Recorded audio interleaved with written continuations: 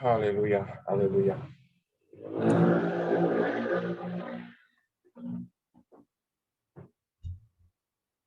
Haleluya, luar biasa ya teman-teman. Seperti yang saya jelaskan Luar tadi, biasa. pembahasannya nggak terlalu berat, nggak seperti 2 minggu berturut-turut, tapi cukup mengena Relax. supaya kita harus bertumbuh. Amin, Jangan amin, amin. macet, harus tumbuh. Saya tahu caranya, ya. Ini harus terjadi di setiap kita masing-masing. Harus bertumbuh. Ya, Iya, ya silakan ya kalau mau. memang ini fenomena Pak Ron. Kenapa, Betul, Pak? ini fenomena. Ini fenomena aneh luar biasa Pak Ron. Karena kan nama juru selamat aja ya sudah jelas Yesua, masih aja yang menyebutnya Yahshua. Itu kan saya sampai heran. Padahal kita ada bukti sejarah ya kan, prasasti yang tertulis di atas kayu salib, itu yang ditulis dalam 3 bahasa, itu adalah letak penyesatan pertama kali. Ya. Di mana ada nama Yesus, ada nama Yesua di sana. Tapi yang lucu kok bisa ada Yahshua gitu loh, heran saya. Ini luar biasa, luar biasa. Sampai saya tadi kebetulan ada yang telepon Pak Roy, karena ada di satu grup WA yang masih mengajarkan tentang nama Yahshua. Kemudian saya tegur adminnya untuk dihapus saja gitu loh. Daripada itu nanti memberikan efek yang tidak baik untuk yang masih baru-baru. Tetapi si admin ini berusaha untuk berhikmat katanya. Saya bilang itu bukan hikmat, itu penyesatan saya bilang. Ya. Karena penyesatan itu kan diawali dari logat dan bahasa. Ya. Jadi tidak bisa kita berhikmat tapi itu ada dafar Elohim, betul ada dafar Elohim. Tapi kalau namanya salah tetap salah, saya bilang. Karena Yahshua itu kan terdiri dari 2 kata, Yahweh dan Shua, yang artinya Yahweh menyelamatkan. Itu benar. Tetapi kata itu kalau belum menjadi nama tetaplah kata. Tapi kalau kata sudah menjadi nama, itu artinya tidak bisa dikembalikan ke kata lagi. Jadi contoh nih, saya berikan contoh seperti kata bumi ya. Nama itu memang kata sebenarnya, seperti kata bumi ya. Bumi selama dia tidak dijadikan nama, dia tetaplah kata, yaitu kata yang menunjukkan tempat, ya kan? Tetapi ketika dijadikan nama, dia namanya bumi misalkan. Lah, orang kalau ada yang namanya bumi, kalau dia di Amerika tidak mungkin berganti dengan earth, karena bumi ini sudah menjadi nama. Nah, hal ini banyak yang tidak dipahami oleh teman-teman kita, terutama orang-orang Kristen ya. Nah, ini lebih tidak dipahami lagi. Yang seringkali saya melihat bahwa nama Allah saja mereka bingung, Pak. Iya. Ada yang Allah itu bukan nama, ada yang bilang itu sebutan. Saya bilang itu hanya pemikiran yang nggak perlu sebenarnya. Kalau mau menerima, saya selalu begini Pak, saya selalu sampaikan, baca kitab Keluaran 3 ayat 15 saya bilang. Di sana ada, itulah namaku, tunjukkan ke saya namanya yang mana. Mereka bingung, nggak bisa bedain antara Tuhan dan Allah. Nah, kalau saya sudah tanya Tuhan itu nama bukan, bukan. Allah nama bukan, bukan. Lah yang nama yang mana? Bingung mereka. Betul kan? Mereka bingung. Lalu kalau ada tulisan Tuhan Allah, yang mana yang nama dan nama yang mana yang jabatan gitu. Mereka bingung, mereka nggak bisa jawab. Lalu saya selalu bawa ke bagian kamus. Di situ ada Tuhan huruf besar semua, saya bawa ke kamus. Tuhan huruf besar semua itu namanya adalah Yahweh. Nah, di Keluaran 3:15 yang tulisan Tuhan itu kamu ganti dengan Yahweh. Baru mereka ngeh, oh iya ya, ternyata Yahweh itu nama Tuhan ya. Nah, dari sini baru ngerti. Cuman ya namanya manusia bebal itu ya saya nggak bisa ngomong ya Pak. Ternyata masih ada aja orang yang nggak mau mengakui gitu. Ya udah, saya sih nggak mau berdebat lebih panjang. Kenapa? Karena percuma kita perdebatkan kalau ternyata mereka tetap aja menolak, yaitu namanya dia tidak menerima anugerah. Iya, betul. Ini yang terjadi selama ini kan begitu. Yang tadi saya sampaikan juga tentang nama Jesus dalam bahasa Inggris. Jesus sendiri kan ditulisnya J-E-S-U-S. Kalau dieja dalam bahasa Inggrisnya G-E-S-U-S. Tapi kok dibacanya Jesus, kok tidak dibaca Jesus atau Jesus? Kan waktu itu Pak Roy kan sempat bilang huruf U diapit konsonan dibacanya A. Kok enggak dibacanya Jesus? Tapi kok dibacanya Jesus? Nah, inilah letak ketidakkonsistenan logat dan bahasa di mana nama itu jadi dilogatkan. Nama kan nggak mungkin dilogatkan di mana-mana. Ya, mungkin itu aja sih Pak Roy. Kemudian saya mau jawab juga untuk waktu itu pertanyaan Pak Roy. Maaf Pak Roy, waktu itu kan saya agak ngeblank ya tentang kata hati-hati. Karena selama ini kita diingatkan untuk kita hati-hati. Ini sudah zaman akhir, kita harus hati-hati. Nah, di tabel usia itu kalau kita melihat, itu tadi saya sudah share ke Pak Roy screenshot-nya. Jadi di tabel usia yang pernah saya share di Gamal Channel dan di pelayanan Menora juga, itu pada era manusia jatuh dalam dosa itu dicatat 6 orang. Kemudian di eranya Yesua sebagai juru selamat itu 1 orang. Di era Roh Kudus itu 3 orang dan era anti Hamasyah itu 4 orang.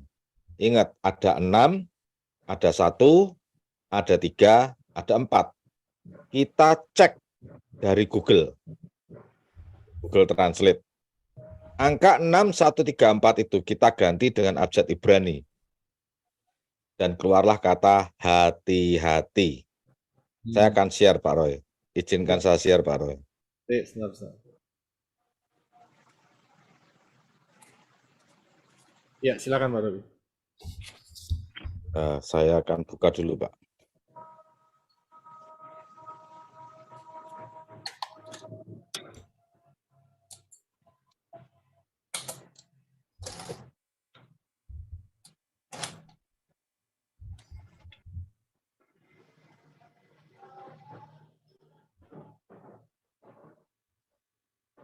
Ya, ini Pak Roy. Ini teman-teman. Kelihatan nggak ya?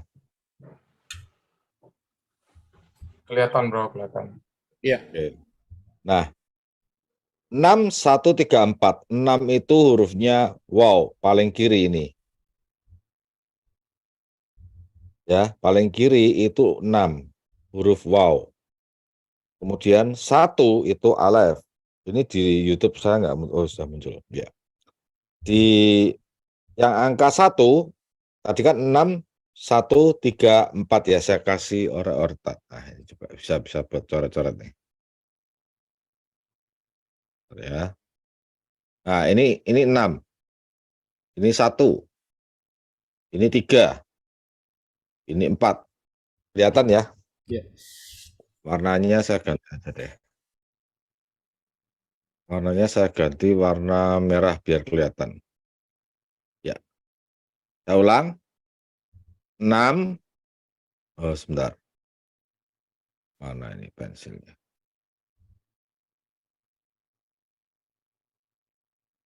Ini 6. Ini 1, 3, 4. Jadi ada 6, 1, 3, 4 itu dari jumlah orang yang dicatat di dalam era-era manusia jatuh dalam dosa, era Yesua, era Roh Kudus, dan era anti Hamasyah. Nah, kenapa sampai era anti Hamasyah dan kita menemukan kata hati-hati? Karena pada nama Nuh itu kita menemukan dua angka 7 dan 1 angka 7 yang disamarkan.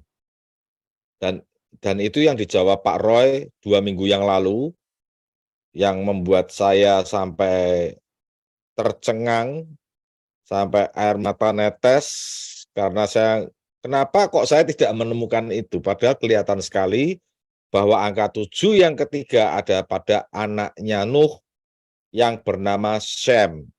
Sedangkan Shem sendiri itu artinya nama. Seperti kata Hashem, Hashem itu artinya nama itu. Beshem, Beshem itu artinya di dalam nama. Nah, Shem sendiri itu nama, sedangkan nama jika ditulis dalam abjad Ibrani, ditulis dalam huruf Shin dan Mem. Angkanya 340 dan itu ternyata angka 7 yang ketiga. Artinya, memang sudah saatnya kita untuk harus memanggil nama Bapa, nama Juru Selamat yang benar. Itu harus, karena memang kata Hodula Yahweh Kirubismo, bersyukurlah kepada Yahweh, dan panggillah namanya, itu dituliskan sebanyak 3 kali, Bapak Ibu. 3 kali. Tetapi kata bersyukurlah kepada Yahweh itu ditulisnya 12 kali. Luar biasa. Dan besok Senin saya akan ada sampaikan tentang angka 12. Ya, saya kira cukup Pak Roy. Mungkin teman-teman ada yang mau bertanya. Saya persilahkan karena saya tadi cek di live chat tidak ada pertanyaan. Oke. Ya, silakan. Ya. Berarti. Haleluya. Terima kasih Pak Robi. Ya, terima kasih. Haleluya, haleluya. Ini tadi agak ringan sekali penjelasan, dengar penjelasan Pak Robi jadi berat lagi nih. Ya, aku mau nyampaikan satu hal juga. Nggak tahu 2 hari ini aku merasakan satu spirit, yaitu roh perzinahan atau roh perselingkuhan. Dan memang aku mau nambahin apa yang disampaikan oleh Pak Robi tadi, itu mengenai ayunan yang us belakangnya, yang us itu ya, belakang nama belakangnya yang us yang itu si ular itu, ya, itu si ular. Karena suaranya itu seperti ban yang kempes halus ya, ya seperti itu. Jadi itu nama itu sebenarnya adalah roh perzinahan ya itu. Jadi kita harus sadar itu tipu muslihat dari si Satan di dalam nama itu. Pak Yosef Roy,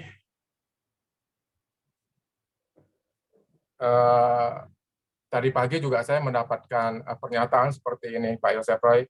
Prophecy is pattern, nubuatan adalah pola.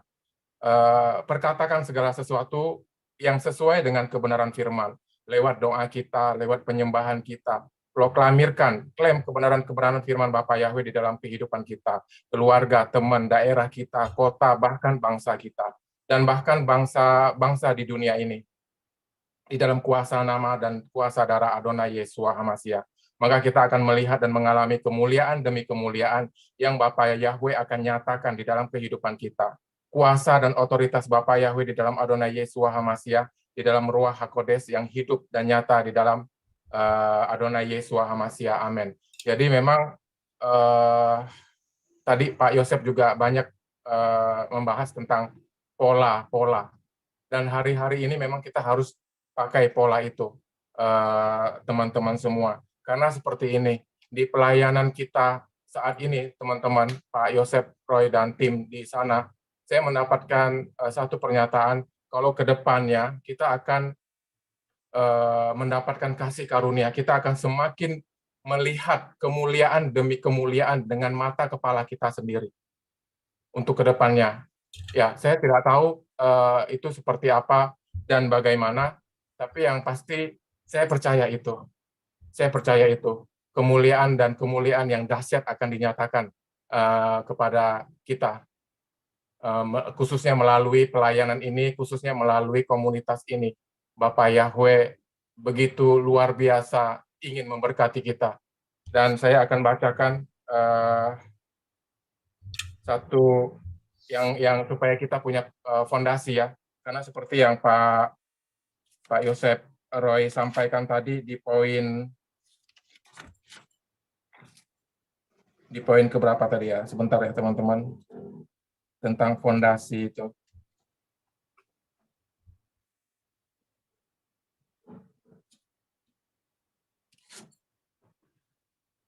Ya, fondasi kita itu adalah Tanak dan Brit Kadasa, dan ketaatan dan kesetiaan untuk melakukan kehendak Bapa Yahweh sesuai dengan firman-Nya. Jadi saya ingin bacakan di Yohanes 14, Pak Yosef, saya izin baca Yohanes 14 ayat 10 sampai ke 14. Yohanes 14 ayat 10 sampai 14. Apakah engkau tidak percaya bahwa aku ada di dalam Bapa dan Bapa di dalam aku? Firman yang kukatakan kepadamu, aku tidak mengatakannya dari diriku sendiri, tetapi Bapa yang tinggal di dalam aku. Dia sendirilah yang melakukan pekerjaan-pekerjaan itu. Percayalah kepadaku bahwa aku ada di dalam Bapa dan Bapa di dalam aku. Jika tidak, percaya juga kepadaku karena pekerjaan-pekerjaan itu sendiri. Sesungguh-sungguhnya aku berkata kepadamu, siapa yang percaya kepadaku, maka dia juga akan melakukan pekerjaan-pekerjaan yang kulakukan. Bahkan dia akan melakukan yang lebih besar daripada itu, karena aku pergi kepada Bapakku. Dan apa saja yang akan kamu minta dalam namaku, aku akan melakukan itu, supaya Bapa dapat dimuliakan di dalam Putra. Jika kamu meminta sesuatu dalam namaku, aku akan melakukannya. Jika kamu mengasihi aku, peliharalah perintah-perintahku. Amin. Ya, jadi itu sharing saya dan apa yang aku dapatkan tadi pagi juga Pak Yosef Roy dan teman-teman. Dan satu pertanyaan aku tentang prophecy is pattern Pak Yosef Roy, bahwa Bapak Yahweh itu selalu bekerja di dalam polanya. Dan memang tadi pagi aku ngerasakan mendapatkan satu rema atau pengertian. Jadi pola itu menjadi seperti satu rel, menjadi seperti satu acuan, dan aku ngerasakan ketika kita masuk ke dalam pola Bapa Yahweh, itu dahsyat teman-teman, itu dahsyat. Kita akan penuh dengan berkat, kita akan penuh dengan kemurahan. Jadi mungkin Pak Yosef Roy bisa menjelaskan tentang pola ini, nubuatan atau pola. Karena seperti ini Pak Yosef Roy. Sebelumnya memang seperti yang di Lukas 11 ayat 9 sampai 11 itu, ketika aku meminta, ketika aku mengetuk, ketika aku mencari dulu, itu aku dapatkan sekarang, Pak Yosef Roy. Ya, kita harus melalui pola itu, teman-teman. Ya, kita harus melalui pola itu. Ketika kita mau mendapatkan sesuatu, atau ketika kita pintunya mau dibukakan, kita harus minta dulu, kita harus ketuk dulu. Bukan berarti Bapak Yahweh nggak tahu. Sebelum kita minta, Bapak Yahweh tahu. Tapi di sini konsepnya yang ingin aku bagikan, kita melakukan firman. Karena firman itu adalah perintah Bapak Yahweh. Mintalah, ketuklah, carilah. Seperti itu Pak Yosef Roy. Terima kasih. Ya, terima kasih Pak Adi. Saya akan beri respon dulu terhadap pertanyaan Pak Adi.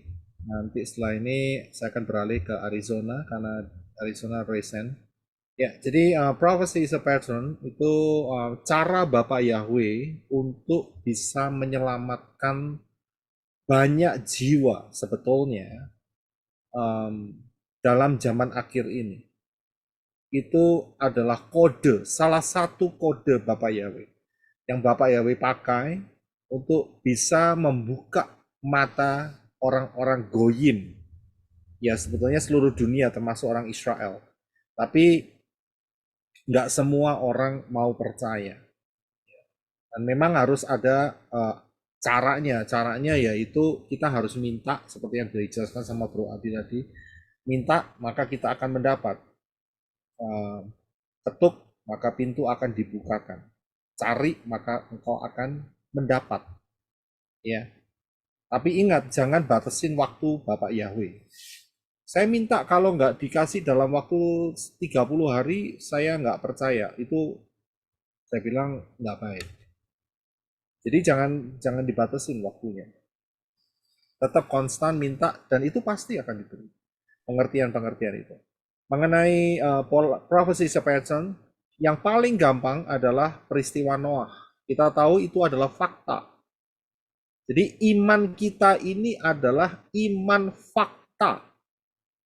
Iman sejarah fakta. Kalau sampai orang nggak percaya sama sejarah, nggak percaya sama fakta, ya berarti orang itu betul-betul buta, begitu aja. Ya, betul-betul tidak mau dikasih pengertian. Nah, jadi iman kita ini bukan iman yang ngawur, tidak. Fondasinya itu ada, hardware tadi. Nah, jadi contoh yang paling gampang adalah peristiwa Noah. Peristiwa Noah itu identik dengan peristiwa anti Hamasiyah. Ya, jadi saat itu adalah peristiwa Noah, tapi saat sekarang adalah peristiwa anti Hamasiyah. Di mana Noah diceritakan sebagai Israel, binatang-binatang yang diselamatkan yang mau merunduk adalah saudara dan saya, orang Goyim. Ya kan? Nah, kode-kodenya sudah jelas sekali, 2 minggu yang lalu saya jelaskan. Jadi dengan cara demikian, Yesua pun mengatakan nanti saat kedatangan anak manusia, maka akan seperti zaman Noah. Ya, berarti Yesua mengakui bahwa prophecy is a pattern itu solid. Yesua mengakui. Ya, jadi itu salah satu contoh. Saya nggak bisa jelaskan karena bisa makan ratusan jam, ribuan jam, ya. Tapi kita sedikit demi sedikit kan kita sudah memahami.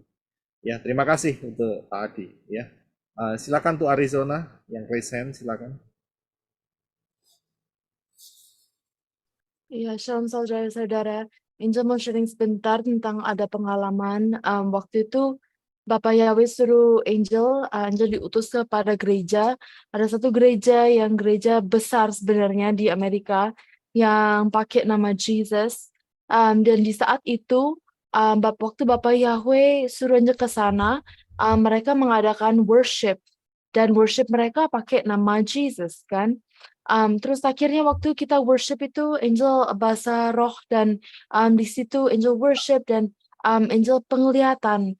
Angel melihat banyak orang-orang dibelenggu. Jadi banyak jemaat-jemaat itu dibelenggu sama setan dan tidak bisa terlepas gitu. Jadi kelihatannya mereka pakai nama Jesus, right? Tetapi sesungguhnya mereka dibelenggu oleh setan, roh jahat itu, dan mereka tidak terlepas. Karena apa? Karena mereka tidak balik ke pola Ibrani, mereka tidak balik ke pola yang asli. Kelihatannya suaranya bagus sekali, kelihatannya worshipnya bagus, dan penyembahannya luar biasa, suaranya bagus sekali. Tetapi ternyata di balik itu kita bisa, Angel bisa melihat bahwa banyak jemaat-jemaatnya itu mereka dibelenggu oleh roh Satan, dan dibelenggu dengan chains, rantai, banyak rantai-rantai, dan kelihatannya mereka worship, tapi sesungguhnya mereka sebenarnya itu mereka tidak bisa dilepaskan dari rantai-rantai yang besar-besar itu, dan mereka dirantai dengan roh jahat. Jadi di situ Angel dikonfirmasikan lagi sama Bapak Yahweh, nama antara Yeshua dengan Jesus itu di mana Bapak Yeshua itu menyelamatkan kita. Yeshua melepas belenggu dari rantai-rantai itu. Tetapi nama Jesus, mereka kelihatannya worship, mereka kelihatannya penyembahan begitu bagus ya. Tetapi sesungguhnya mereka di dalam belenggu dan mereka tidak bisa melihat belenggu itu. Tetapi di dalam roh, di dalam alam roh itu terbuka semuanya.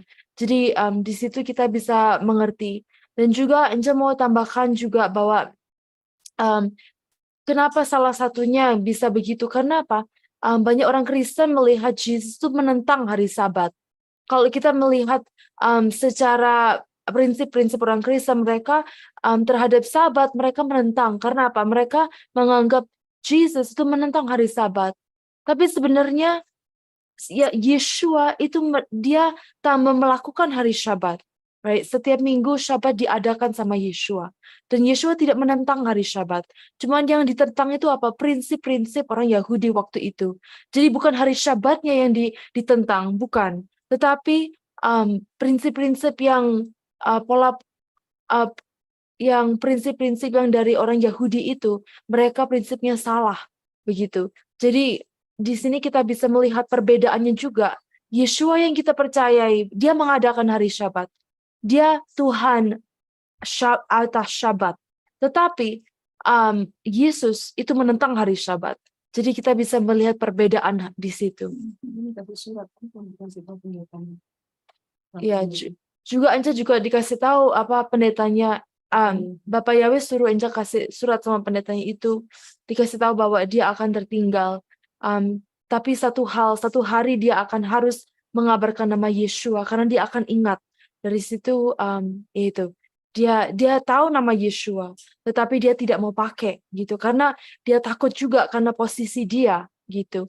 Jadi akhirnya pendetanya nangis dan dia bilang ini konfirmasi bagi saya. Satu hari aku akan ingat, tapi di posisi ini dia susah untuk maksudnya memberitakan nama Yeshua di saat itu. Itu aja. Ya, ada mau nambahin satu hal doang sih. Cuman ada istilah baru dari saya, bahwa mereka itu yang memanggil Tuhan mereka itu Allah, mungkin mereka akan mendapat tulah, itu aja sih.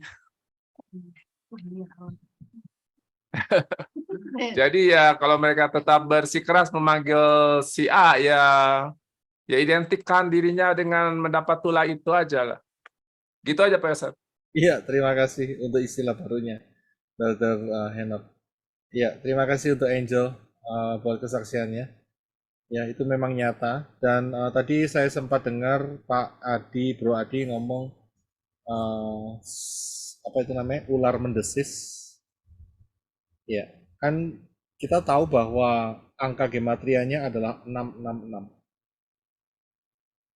Angka gematrianya daripada si Yunani itu kan 666.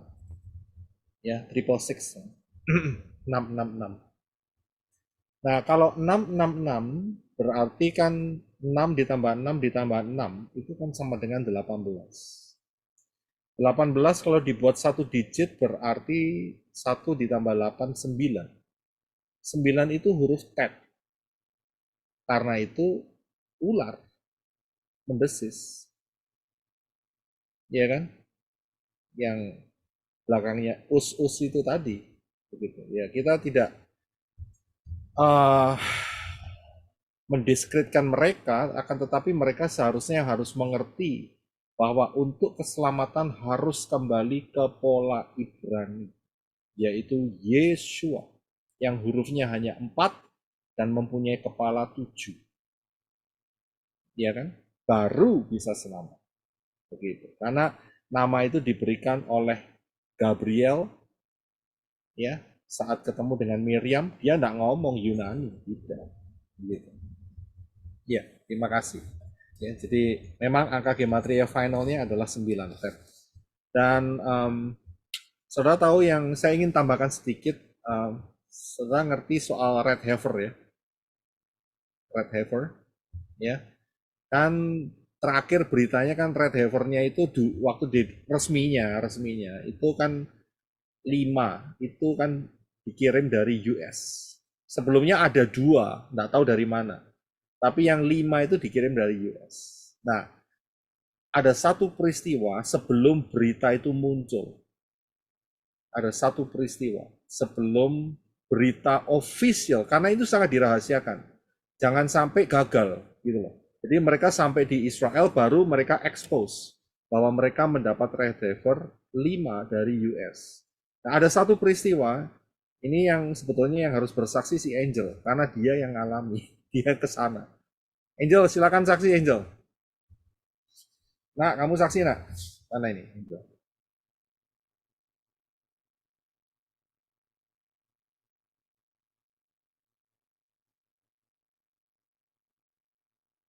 Arizona? Iya, Pak Yosef lagi Angel, she's coming. Oh, she's coming. Oke. Thank you. Ya.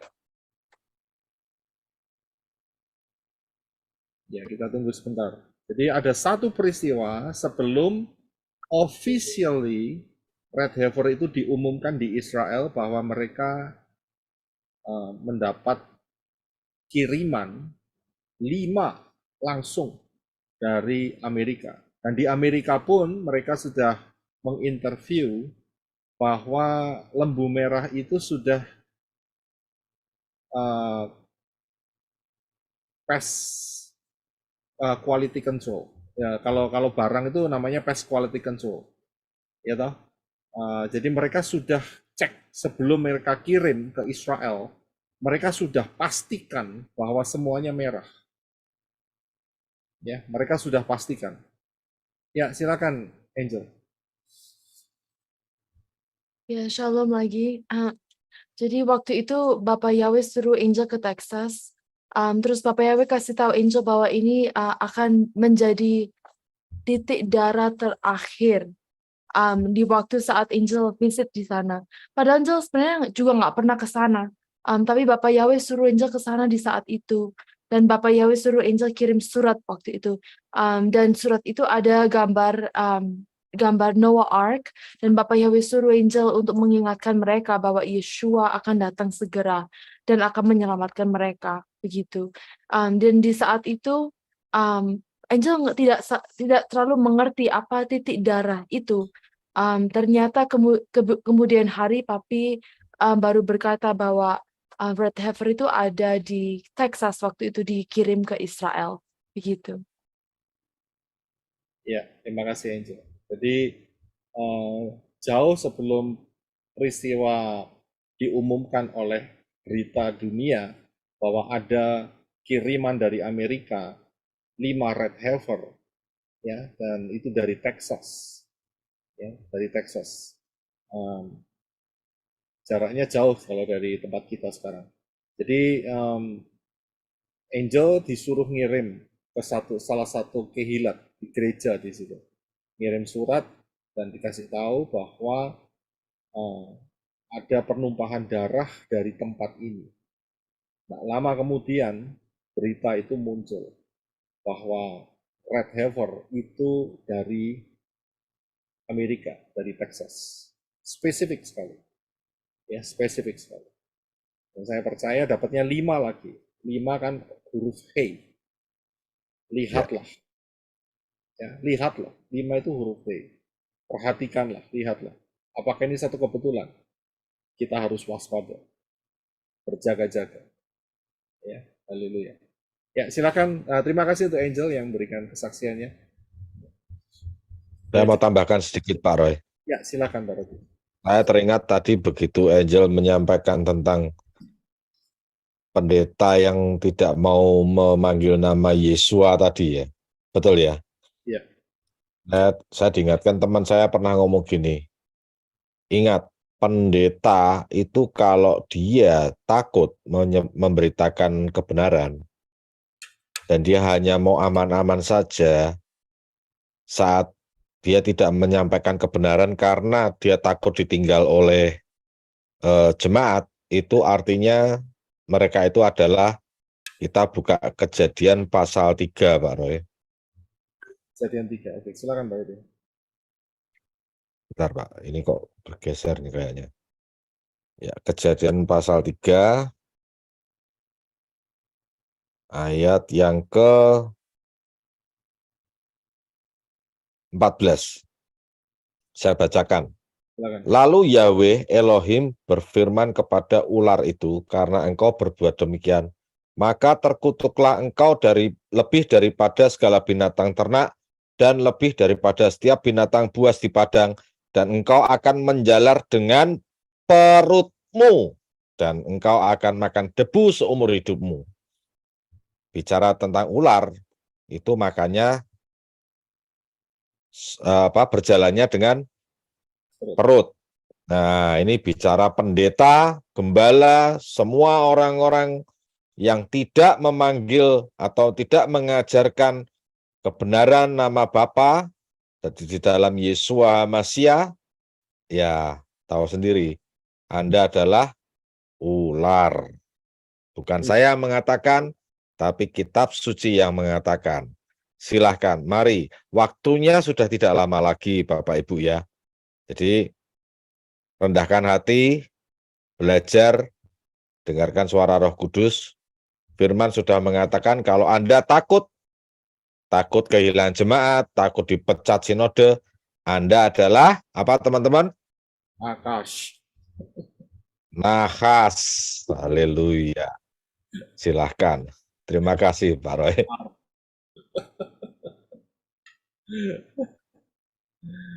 Itu bukan saya loh Pak Roy yang bilang ya.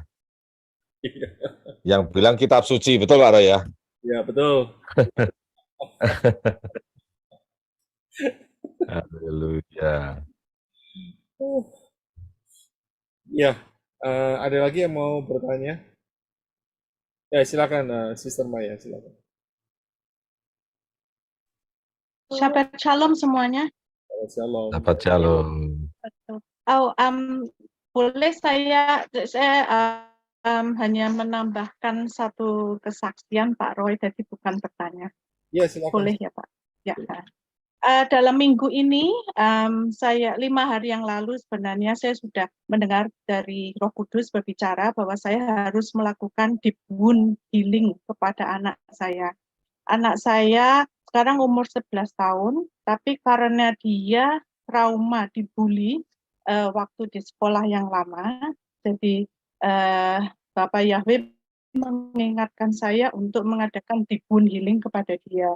Kemudian saya tidak langsung melakukannya, jadi 3 hari kemudian saya lakukan, dan sesudah itu dia pulih, benar-benar pulih. Jadi ketika saya tanya lagi, dia tidak ada lagi perasaan sedih, tidak ada perasaan, jadi kalau saya ingatkan dia tidak menangis, sudah benar-benar pulih, lupa sama sekali dengan peristiwa itu. Jadi saya bersyukur sekali kalau kita mendengarkan suara Tuhan, bahwa kita yang percaya kepada Bapa Yahweh di dalam nama Yeshua HaMashiach, kita juga dipulihkan dari segala trauma-trauma, dari segala bitterness dalam hati kita. Jadi kita benar-benar freedom dari dalam nama Yeshua HaMashiach. Itu saya mau menambahkan.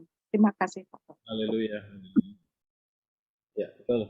Kuasa Yeshua HaMashiach memulihkan segalanya. Terima kasih Sister Maya. Ada lagi yang mau memberikan pertanyaan atau kesaksian?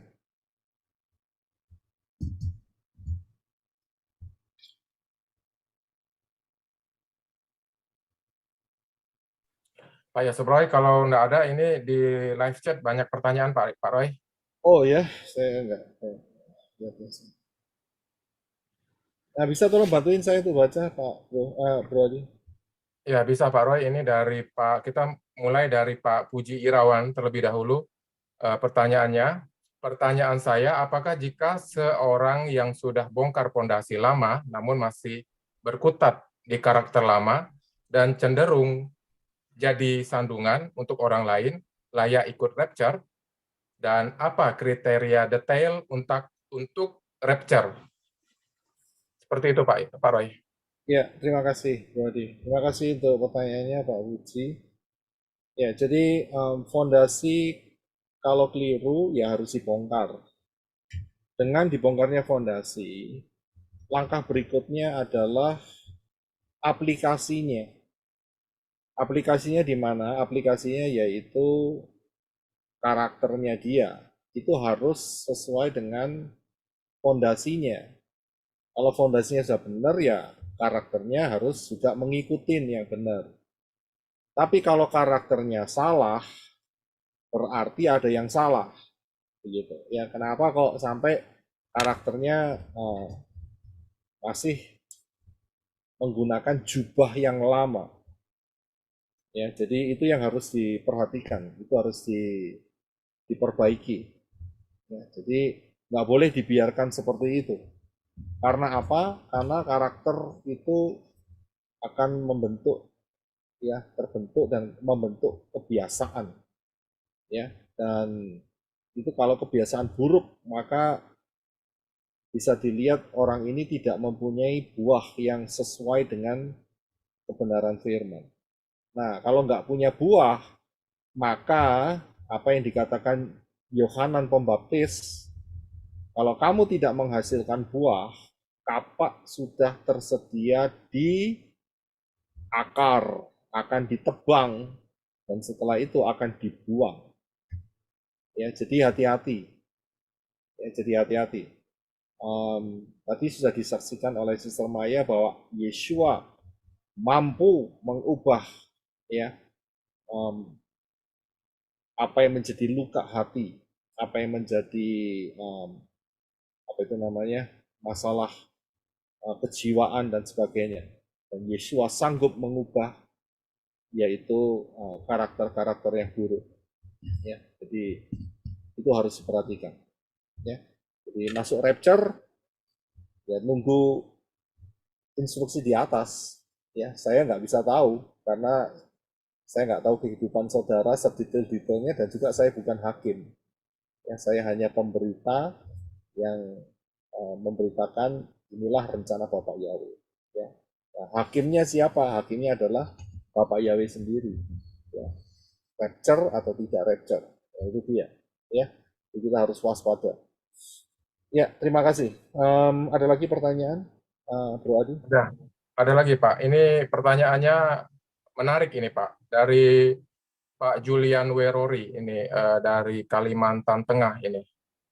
Sahabat Salom, saya mau menanyakan ke Pak Yosef Roy begini, mengapa Pak Yosef Roy membaptis pembaharuan, Ruach HaKodes tak disebut, melainkan diganti Ruach Yahweh Elohim.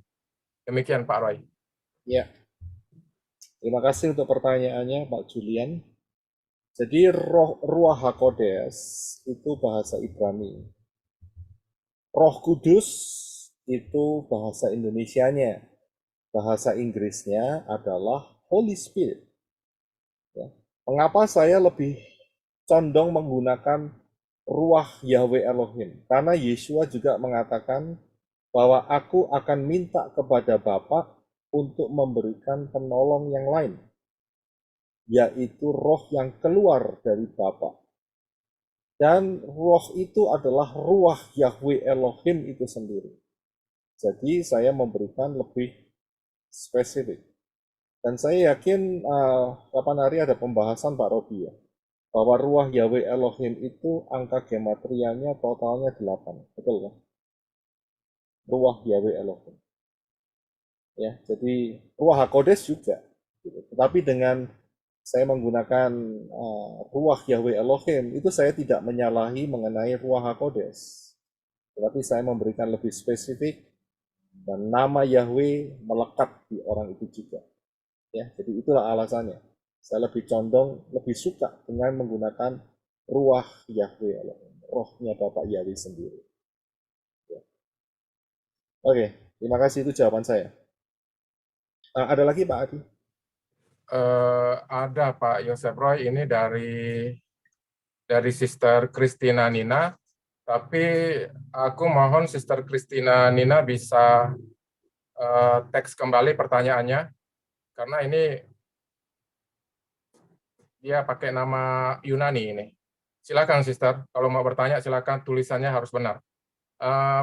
Pak Roy, saya boleh nambah satu pertanyaan Pak Roy, menyangkut dengan apa yang Pak Roy sampaikan tadi tentang Ruach Yahweh Elohim. Ya, silakan. Saya tidak ingat tertulis di mana, maksudnya yang menambahi, mungkin Pak Yosef Roy ingat ya, yang menambahi firman dan yang mengurangi firman. Nah, itu Ruach Yahweh Elohim itu kan ada kesannya menambahi. Itu seperti apa Pak Roy? Pengertiannya seperti apa itu tentang yang menambahi firman itu? Aku tidak jelas itu di mana tercatatnya. Mungkin Pak Yosef Roy ngerti dengan pertanyaan itu? Iya, itu ada di dalam Wahyu. Ya, Oh ya, iya. Tapi Demikian Pak Roy. ini saya tidak melihat itu menambahi. Ya, saya tidak melihat itu sebagai suatu penambahan firman, tidak. Karena saya lebih spesifik kepada siapakah Roh Kudus itu. Ya, karena Roh Kudus itu kata umum. Tetapi begitu saya menggunakan ruah Yahweh Elohim, itu saya lebih spesifik. Ya, jadi dalam hal ini saya tidak menambahin dalam hal itu. Ya, dan toh anyway juga ruah Yahweh Elohim adalah ruah HaKodes, Roh Kudus itu sendiri. Ya, jadi sama. Jadi intinya juga sama. Roh yang keluar dari Bapa Yahweh. Bukankah saat mengucapkan pengakuan iman dan dikatakan bahwa ruah Yahweh Elohim adalah rohnya Yahweh sendiri yang akan menuntun, membimbing, ya, yang akan tinggal di dalam kehidupan siapa yang dibaptis. Rohnya Bapak Yahweh sendiri. Ya, jadi bukan 2 atau 3 atau 9 pribadi, tidak. Jadi roh Yahweh itu sendiri. Ya kan? Jadi dalam hal ini saya hanya mengucapkan sesuatu yang lebih spesifik dengan nama Yahweh. Gitu. Ya, jadi bukan hal soal menambahi firman, tidak dalam hal ini. Ya, terima kasih Bu Ali. Haleluya. Terima kasih Pak Roy. Masalah.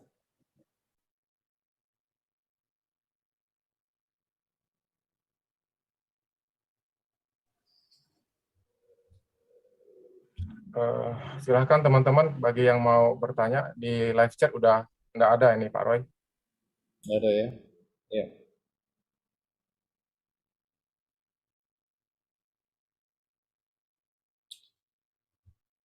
Ya, ini ada Julian yang mengatakan tetapi tidak sesuai dengan amanat agung. Matius 28:19. Oleh karena itu seraya pergi muridkanlah semua bangsa dengan membaptis mereka dalam nama Bapa, Putra, dan Roh Kudus. Saya rasa saya tidak keluar dari format ini. Nama Bapa jelas, Yahweh. Ya kan? Kalau mau letter luck, ya saya cuma ngomong gini, saya baptis di dalam nama Bapa, Putra, dan Roh Kudus. Mau saudara-saudara? Ada yang mau? Kalau saya ngomong seperti itu? Saya baptis dalam nama Bapa, Putra, dan Roh Kudus. Mau nggak? Enggak mau. Kenapa? Karena nggak spesifik. Ya kan? Ini kan ayat ini nggak ditulis. Ya, dan membaptis dalam kan gini kan Matius 28 ayat 19. Oleh karena itu seraya pergi muridkanlah semua bangsa dengan membaptis mereka dalam nama Bapa. Kan dari tulis Bapa Yahweh di sini. Ya kan? Putra Yeshua HaMashiach nggak ditulis di sini, cuman putra gitu aja. Berarti boleh dong, karena saya tahu ada pendeta yang baptis seperti itu. Dibaptis dalam nama Bapa, Putra, dan Roh Kudus, selesai. Tapi kan nggak spesifik. Loh Bapak siapa namanya? Begitu, ya kan? Ya kan? Kemudian putranya siapa namanya? Ya kita jelas. Bapa adalah Yahweh. Putra adalah Yeshua HaMashiach. Spesifik kan? Lah Roh Kudus. Lah kalau setan mau curi Roh Kudus, kata Roh Kudus bisa nggak? Bisa. Bisa kan? Setan bisa menyerupai seolah Roh Kudus. Ya toh, pencurahan Roh Kudus, tapi ternyata roh setan yang dicurahkan. Nggak mau terima nama Yahweh. Betul kan? Kan ada banyak kan? Mereka speak in tongue, tapi menolak Yahweh. Speak in tongue, tapi menolak Yeshua. Lah itu roh apa? Mereka bilang Roh Kudus loh. Ruah HaKodes mereka bilang. Karena itu saya lebih baik spesifik. Baptis dalam nama Bapa Yahweh, Putra Yeshua HaMashiach, dan Ruah Yahweh Elohim. Jelas. Nggak menyalahi format. Ya.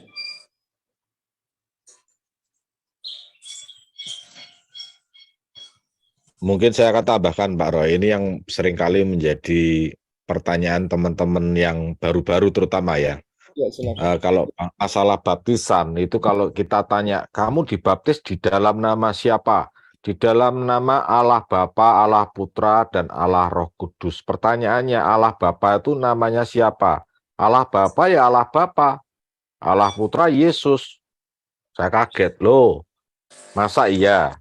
Kalau saya punya anak, terus kamu tanya ke anak saya, bapakmu namanya siapa? Oh, papaku namanya Bapak. Padahal saya namanya Rabi. Bagaimana itu coba? Masa anaknya tidak tahu nama bapaknya? Bagaimana kita bisa memberitakan atau kita menggenapi amanat agung kalau kita nama bapak aja nggak tahu? Nah, itu harus kita. Makanya kita di sini tuh belajar untuk merendahkan hati, untuk kita merendahkan diri supaya kita apa? Supaya kita dibukakan, supaya kita tahu nama Bapak itu siapa. Lah jelas-jelas di kitab suci ditulisnya Yahweh. Lah kita masih menolak. Ya toh? Kan aneh. Sekarang seringkali kita melihat orang ngeles-ngeles, wah Yahweh itu berhala ini itu. Kalau memang nama Yahweh itu berhala, ya hapus saja Alkitab Anda, karena bagian kamus ditulisnya Yahweh. Makanya saya selalu tantang. Kalau Yahweh adalah nama setan atau nama genderuwo, ya sobek saja itu kamus kalian itu yang ada di kitab suci. Kalau tidak mau nyobek, saya yang nyobek, tidak apa-apa. Saya sobek. Saya berani sobek. Akan saya laminating, akan saya koleksi. Serius ini. Jadi kalau Bapak Ibu pendeta atau gembala yang masih seperti itu juga, sobek aja bagian kamus. Dan tentu saja kalian harus bersukacita. Kenapa? Karena sekarang LAI memunculkannya tidak ada lagi nama Yahweh. Yang ada nama Isa Al-Masih. Ya bersyukurlah kalian. Karena nama Tuhan sudah digonta-ganti seenak pusernya sendiri ya. Jadi kalau menurut saya, kalau memang Anda semua menolak nama Yahweh, ya silahkan Anda masuk ke surganya Allah. Jadi jangan salahkan Bapak Yahweh kalau menolak Anda, gitu. Ya, cuman itu Pak Roy. Terima kasih. Ya, untuk para mempelai Yesus Masih yang mau pakai Ruach HaKodes juga nggak masalah, gitu. Ya, tapi untuk saya punya dorongan untuk lebih spesifik. Siapakah Ruach HaKodes? Itu tidak lain adalah Ruach Yahweh Elohim. Ya, nggak lain daripada itu. Kalau yang lain mau pakai ya silahkan. Tapi memang penting adalah nama Bapa Yahweh, nama Putra adalah Yeshua, ya. Dan buat saya Ruach HaKodes adalah Ruach Yahweh Elohim. Ya, terima kasih. Ya, jadi nggak ada masalah dalam hal itu ya, Bapak Yahweh. Ada lagi yang mau ditanyakan? Atau sudah paham? Hari ini memang membuat saudara bisa bertumbuh, ya. Saya sudah kasih kuncinya, hardware, software, dan tes. Ya, saudara harus tahu hardware-nya, kisahnya bagaimana, kemudian software-nya bagaimana, saudara bisa ambil maknanya, dan kemudian saudara lihat ceritanya, ya. Misalnya contohnya peristiwa Yosef yang dimasukkan lubang oleh saudara-saudaranya dan kemudian dia menjadi raja dengan pangkat governor daripada Misraim, ya kan? Dan kemudian dia tidak membalas saudara-saudaranya. Itu hardware-nya. Software-nya bagaimana? Ya kita bisa lihat, oh ternyata dia tidak menyimpan kebencian. Dia tidak menyimpan dendam. Ya kan? Itu software-nya. Dan kemudian tesnya bagaimana? Ya saudara hadapin apa yang menjadi aplikasi di dalam kehidupan saudara masing-masing. Ya, jadi nggak terlalu susah. Saya lihat Brother Susanto Chandra angkat tangan, silahkan.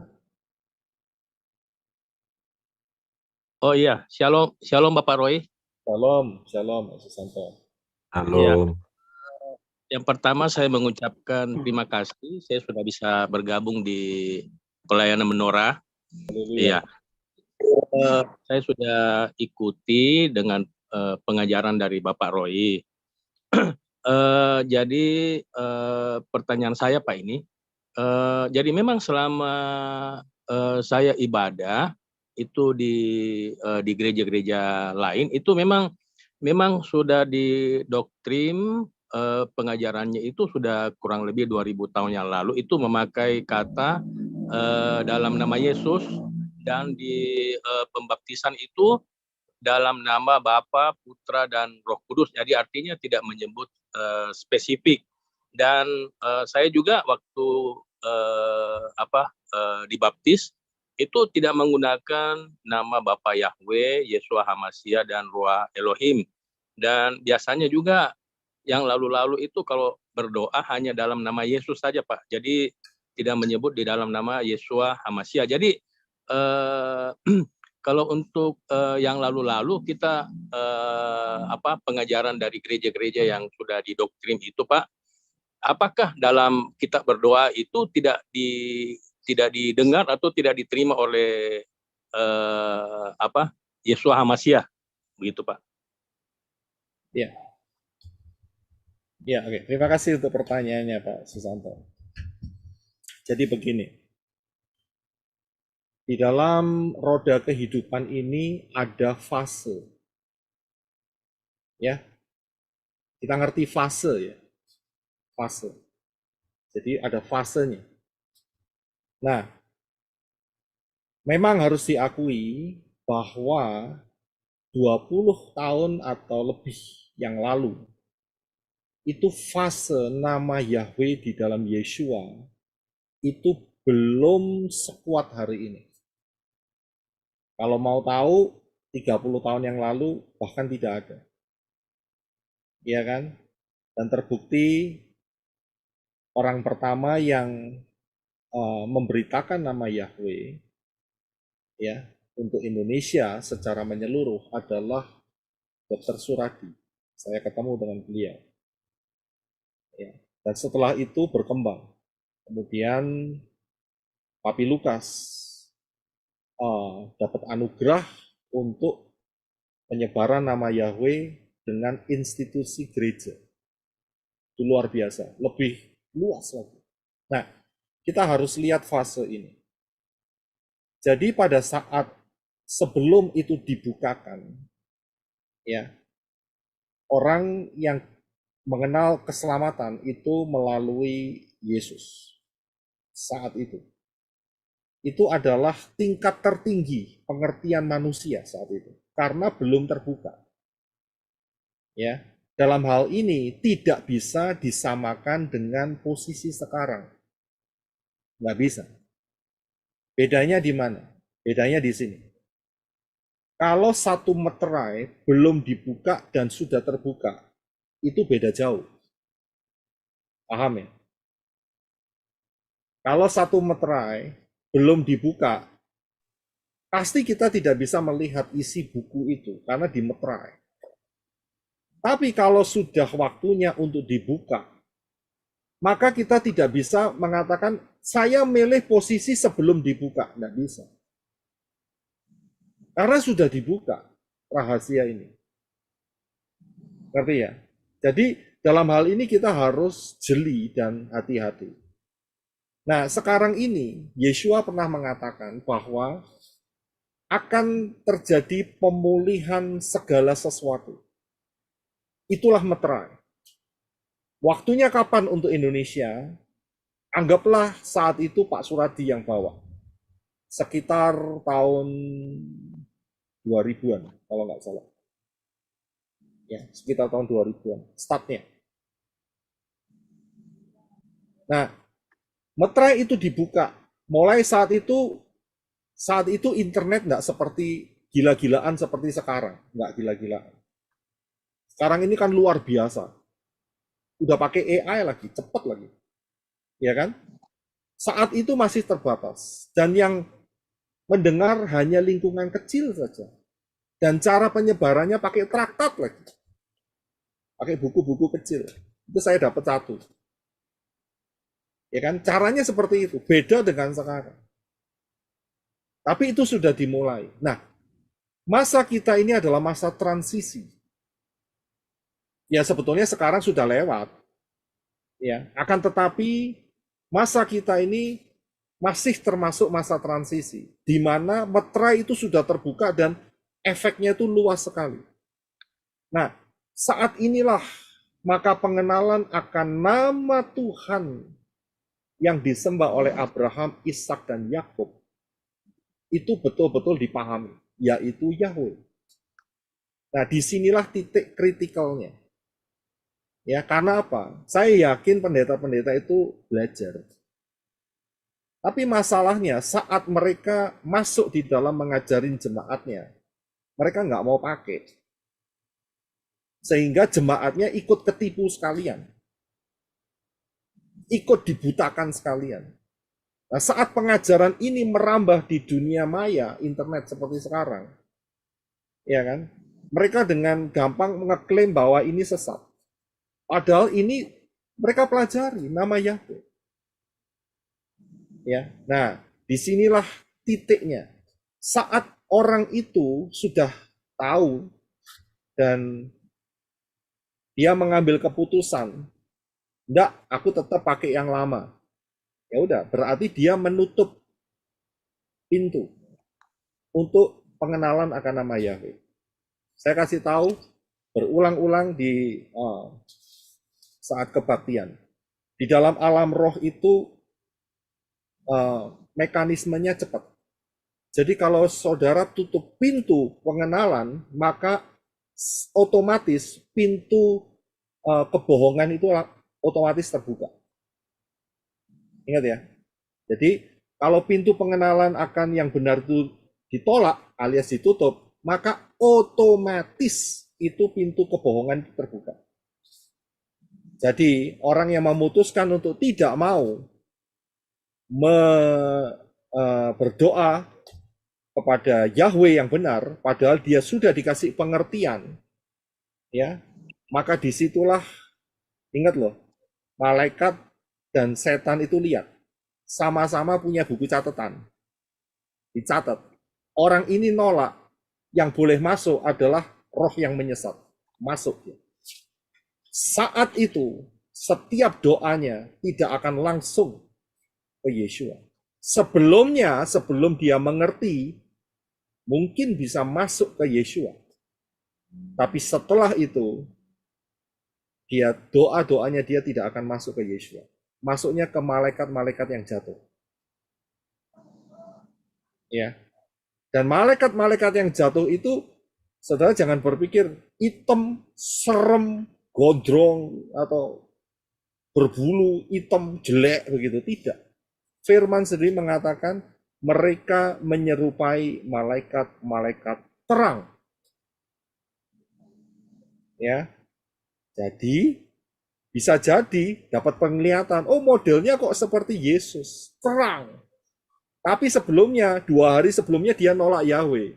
Yang dia lihat itu bukan Yeshua. Itu adalah malaikat yang jatuh. Jadi hati-hati.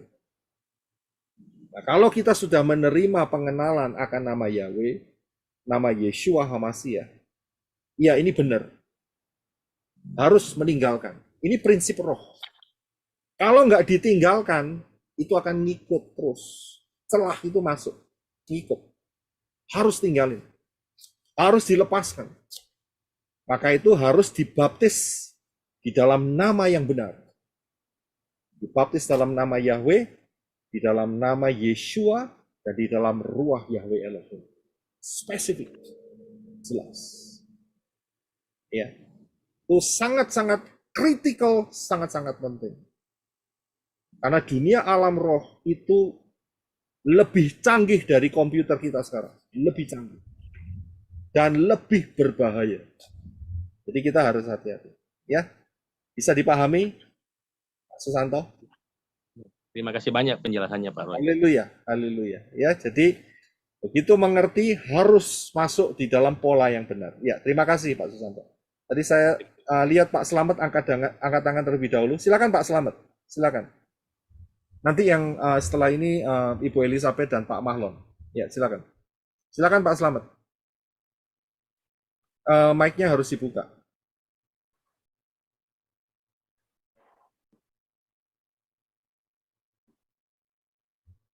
Ya, mic-nya dibuka.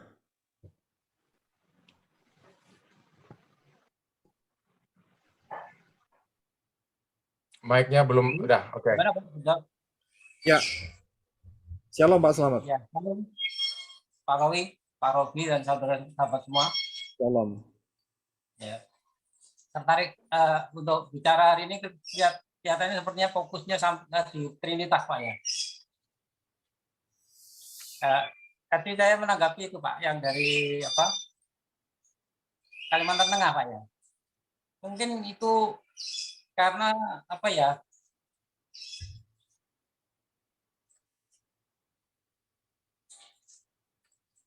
Halo? Iya, silakan. Iya. Silakan Pak. Iya, silakan Pak Selamat. Ya. Ya itu kok sepertinya Pak, sering kali kan Pak Roy kan bilang Trinitas itu sepertinya menyesatkan gitu ya. Padahal kalau tadi dilihat dari slide yang terakhir juga Yesua, Bapak Yahweh dalam Yesua kan Pak. Ya itu mungkin mereka menuntut begini, ini kan Pak Roy bilang Yesua dalam Bapak Yahweh dalam Yesua ya. Pak Roy seringkali mengatakan bahwa pokoknya Yesua kan gitu. Saya tertarik sekali karena seringkali juga kalau menurut saya juga Pak agak kurang pas gitu loh. Kemarin saya bicara dengan seorang teman itu di luar kita, orang Muslim gitu, menanyakan tentang Trinitas itu. Mereka terus saya jelaskan, tolong nanti dikoreksi saya Pak, kalau mungkin saya menjadi sesak atau gimana. Pemahaman saya selama ini bahwa kalau kita menggambarkan Yesus atau Trinitas itu ibaratkan bagaikan air kalau menurut saya. Bapak Yahweh, Yesua, dan Roh Kudus itu satu dalam seperti air lah. Jadi pada saat Bapak Yahweh, Yesua itu menjadi firman Pak ya. Firman keluar dari Bapak Yahweh, masuk ke dalam rahim Maria, dirami oleh Roh Kudus lagi, kan gitu Pak ya. Nah, jadi sebenarnya apa yang dikatakan Pak itu memang juga benar, Lukas juga benar, fenomena tadi ya. Cuma di luar sana kan masih belum lima. Seperti kalau itu saya juga dari kecil memang dari Trinitas Pak. Saya selalu gali. Kalau menurut saya Trinitas itu memang nggak ada di dalam kitab saya, kan ada istilah. Jadi seharusnya nggak bisa ditentang juga. Kami istilah bukan di dalam kitab, tapi kitab pun sebenarnya ada yang menyebutkan itu. Makanya saya berpikir itu bisa digugat tidak ada kalau di dalam Ibrani-nya memang tidak ada. Saya sendiri nggak ngerti bahasa Ibrani, jadi masih tinggal di sana. Kalau Pak bilang Trinitas itu salah, saya masalahnya belum ada yang menyampaikan tulisan Ibrani itu Pak, tulisan Ibrani itu menyebutkan bahwa Trinitas salah, gitu Pak. Tapi kalau kita lihat di LA atau di LT3, Trinitas itu sepertinya gambaran samar-samar Pak. Jadi kalau menurut saya itu Yesua itu memang pada saat jadi manusia itu memang bisa Bapak Yahweh sudah jadi manusia, tapi firman Pak, firman jadi manusia. Ya, seperti kita sekarang ini, kita ini didampingi Roh Kudus. Dan Yesua itu lebih daripada itu, connect dengan Bapak, tapi Bapak di dalam surga, Yesus ada di dunia, tapi connect seperti kita ini connect dengan Roh Kudus, gitu loh. Mungkin seperti itu kan. Jadi menurut saya itu Yesua itu pada saat hidup di dunia, ya memang Bapak Yahweh ada di surga, Yesus ada di dunia, tapi Bapak Yahweh dan Yesus itu connect karena memang firman-Nya jadi manusia. Yang menjadi pertanyaan, kalau firman jadi manusia, Bapak Yahweh bisu, kan gitu Pak.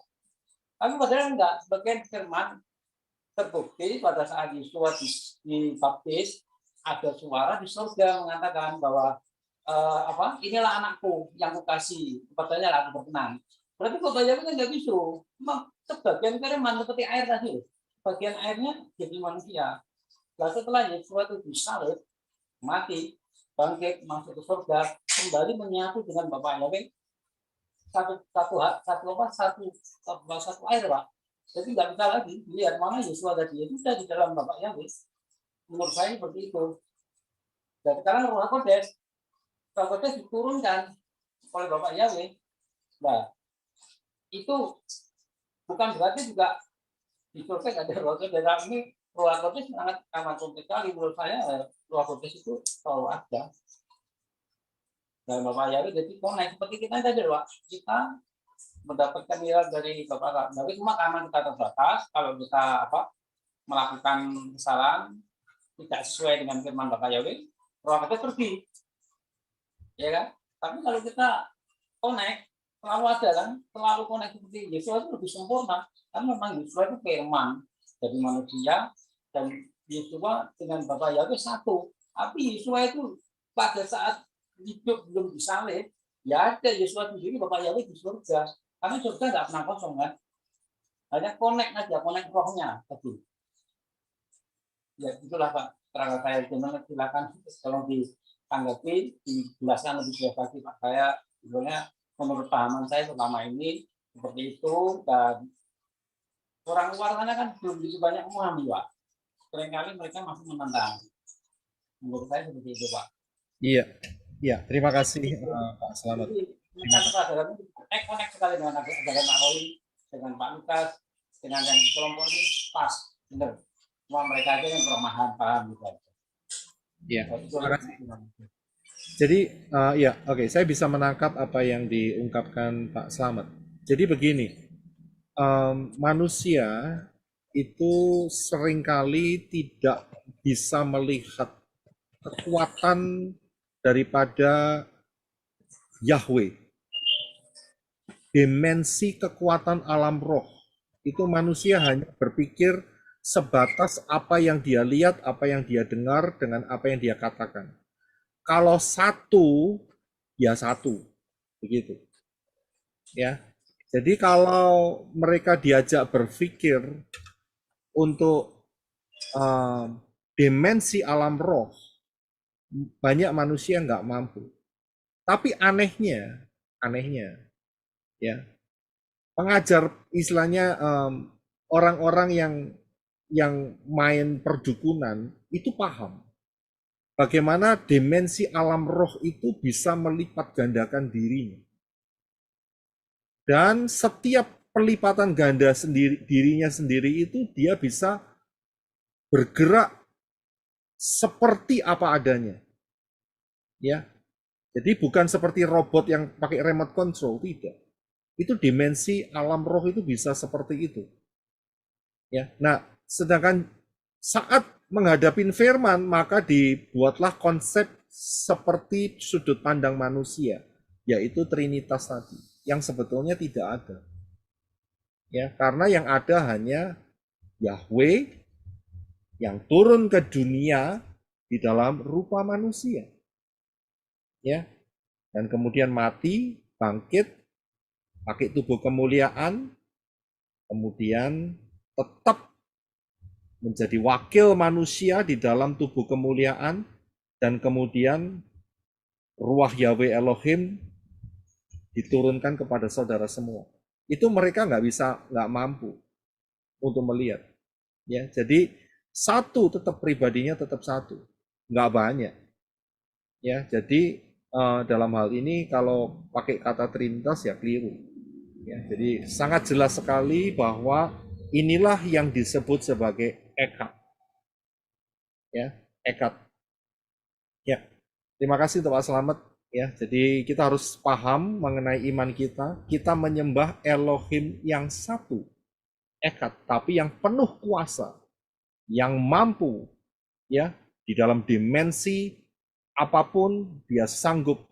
Mau melipat gandakan diri ya welcome saja, silakan. Ya kan? Itulah Elohim kita. Tapi tetap satu, tidak dua, tidak tiga, tidak 9. Ya. Ya, saya suka sekali dengan pernyataannya Pak Robi. Kok enggak 9 sekalian? Ya kan? 7 ditambah 2. Pakai kitab Wahyu lagi. Ya, ya. Oke, saya akan beralih. Terima kasih Pak Slamet. Saya akan beralih ke Ibu Elizabeth. Dan setelah itu Pak Mahlon.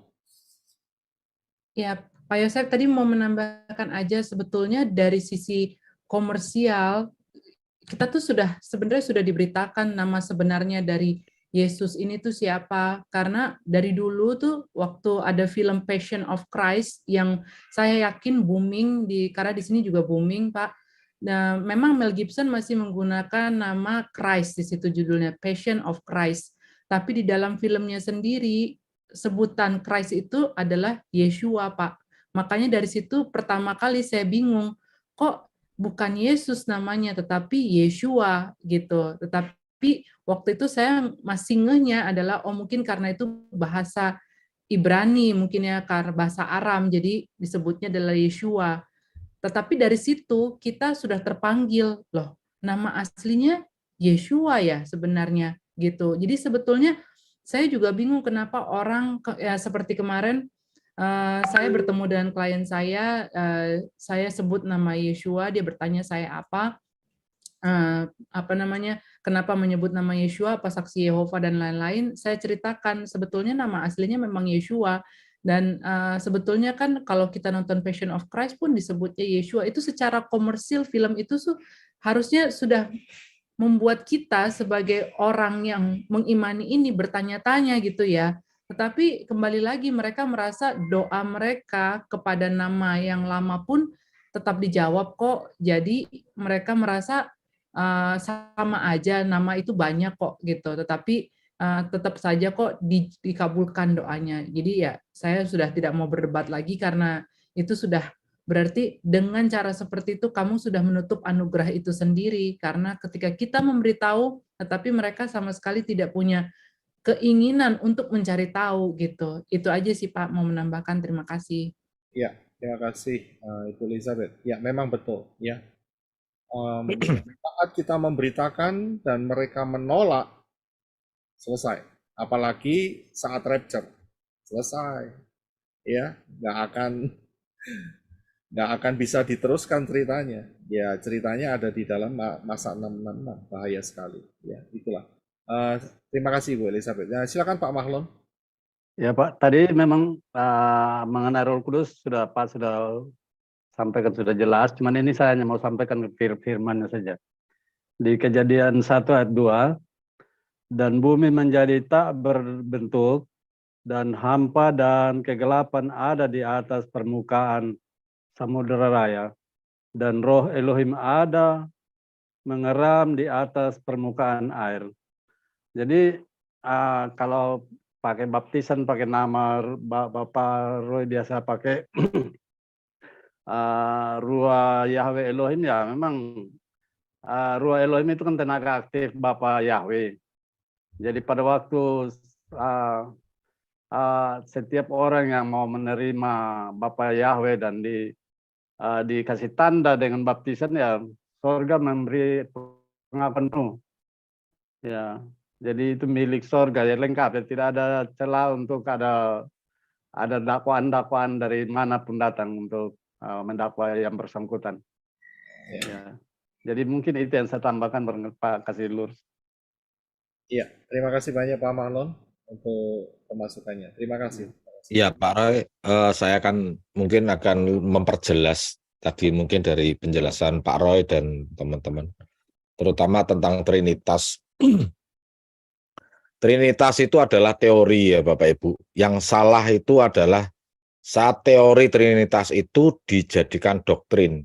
Karena Trinitas itu merupakan cara kebagaimanaan Tuhan, bukan cara keberapaan Tuhan.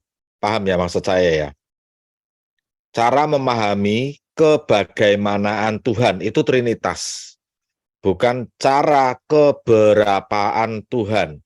Karena Tuhan itu kalau kita hitung ada 3, betul ya. Tadi kan Pak Roy juga sebutkan, saya suka kalau Pak Robi mengatakan Tuhan ada 9. Nah, itu bicara echad.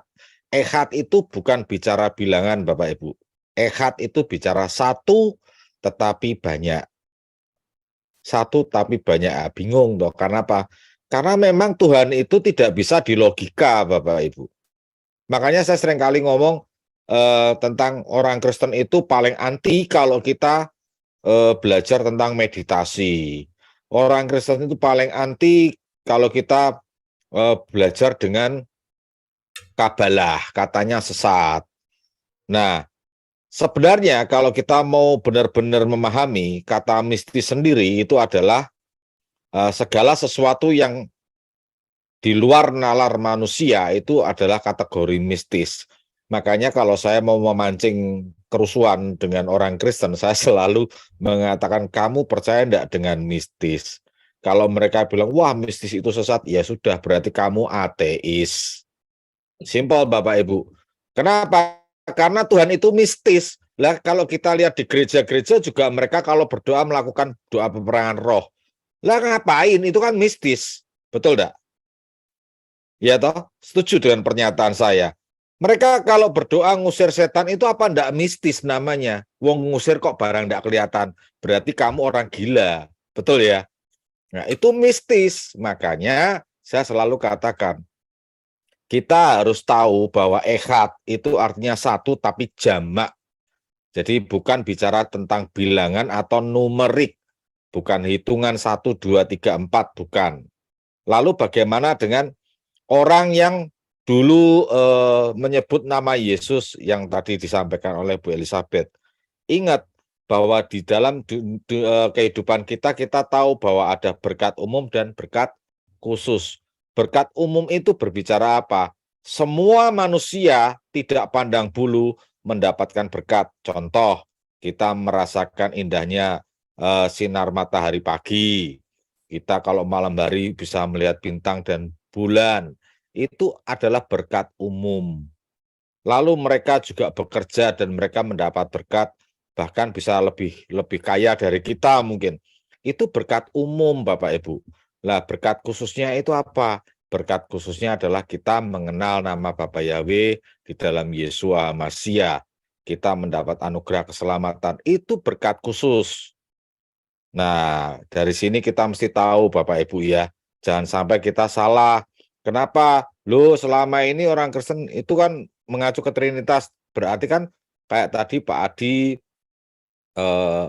menyampaikan tentang disinggung sama Pak Slamet ya tentang Trinitas. Nah, itu penjelasan saya tentang Trinitas adalah teori untuk mengetahui kebagaimanaan Tuhan ya Pak, bukan keberapaan. Kalau kita bicara keberapaan, jatuhnya kita melogikakan Tuhan. Mungkin itu Pak Roy, supaya lebih jelas penjelasannya. Terima kasih. Ya, terima kasih. Haleluya. Ya, ada yang mau ditambahkan? Saya kasih kesempatan yang terakhir. Pak Slamet angkat tangan. Ya, silakan Pak Slamet.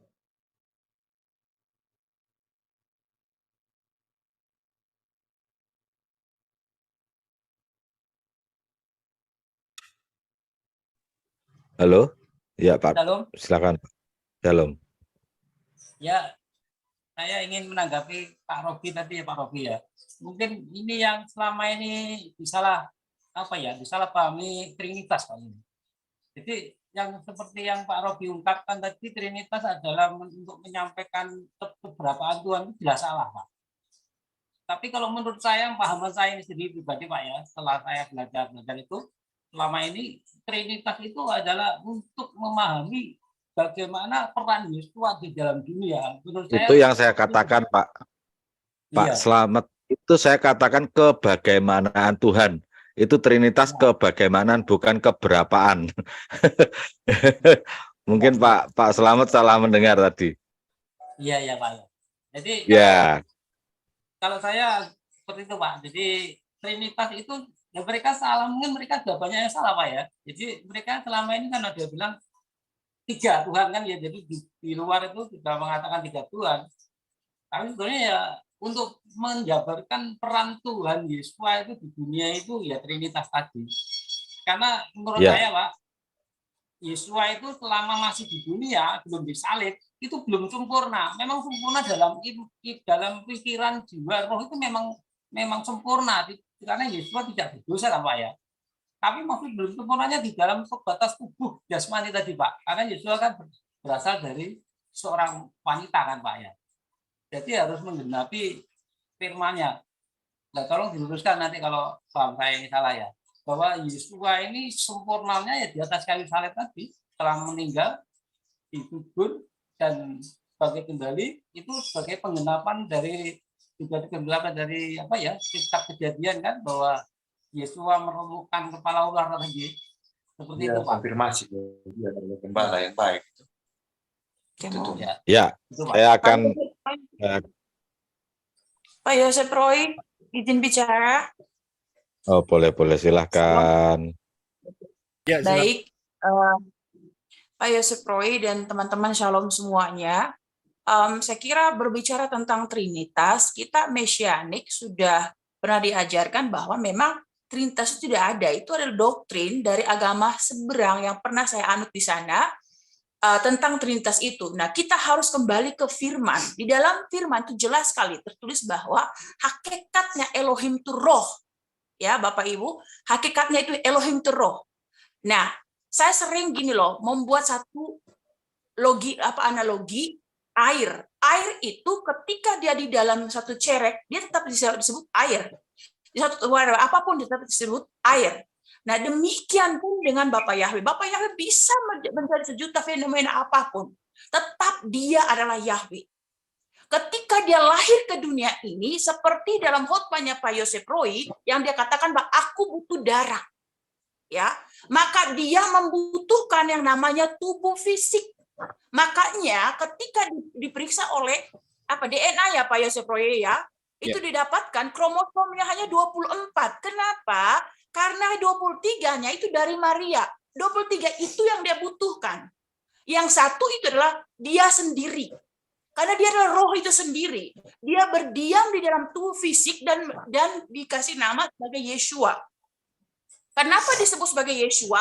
Karena dia penugasannya ketika di bumi ini untuk menyelamatkan. Seperti penjelasan Pak Adi dan Pak Robi tadi, dan juga Pak Yosef Roy tadi mengatakan bahwa Yeshua itu, yaitu huruf Y itu merujuk kepada nama Sang Pencipta, itu Yahweh. Suah itu dalam konteks present continuous tense. Artinya ketika kita memanggil dia Yeshua, kita sedang mengatakan bahwa Yahweh Sang Penyelamatku yang sedang menyelamatkanku.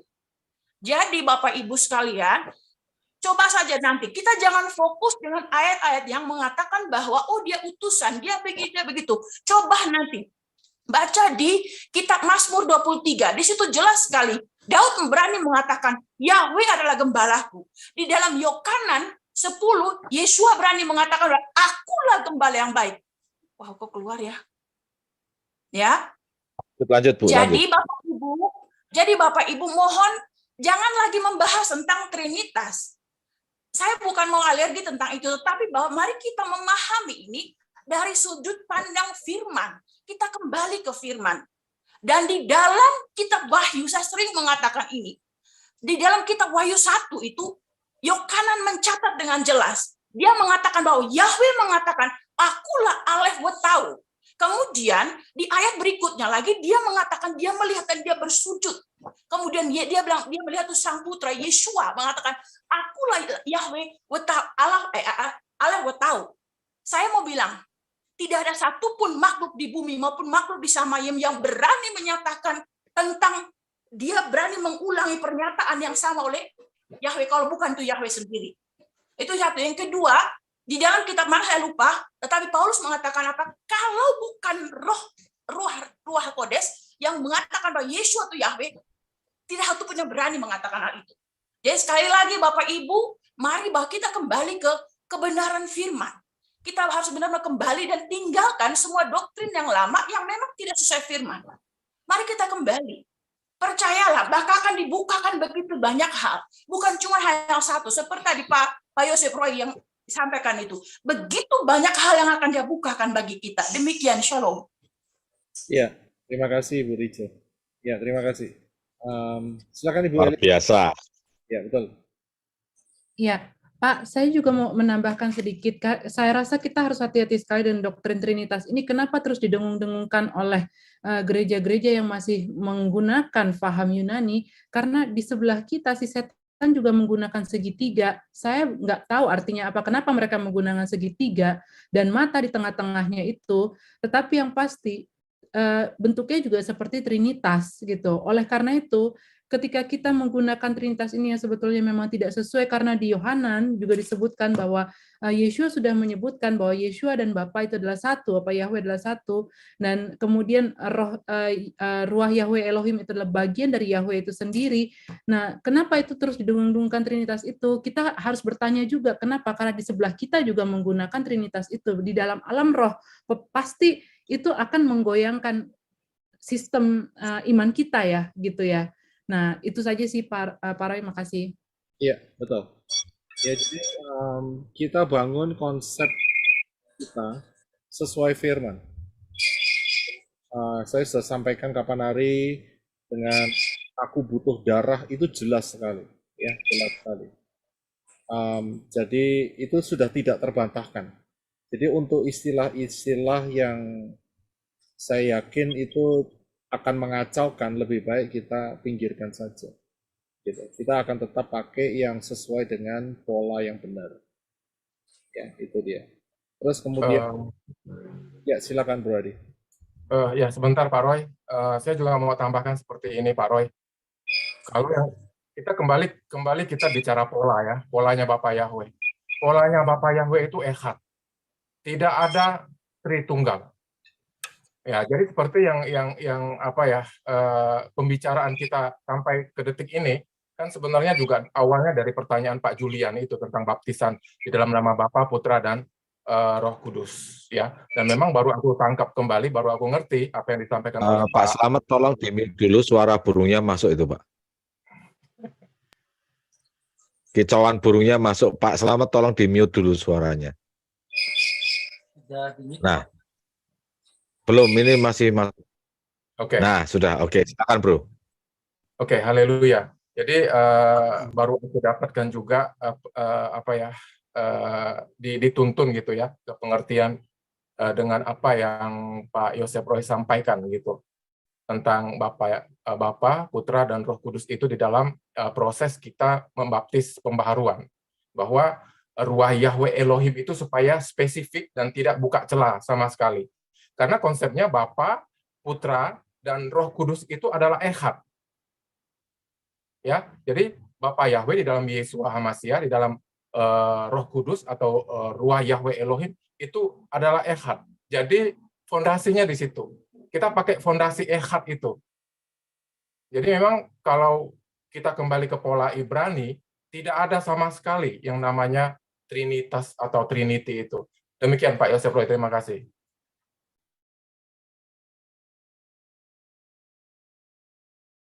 Pak Yosef Roy, mic-nya Pak. Mic-nya Pak. Terima kasih. Ya, terima kasih. Luar biasa. Kita harus hati-hati dengan triknya setan. Saya ingin bagikan sebentar ya. Ada satu gambar yang ingin saya bagikan.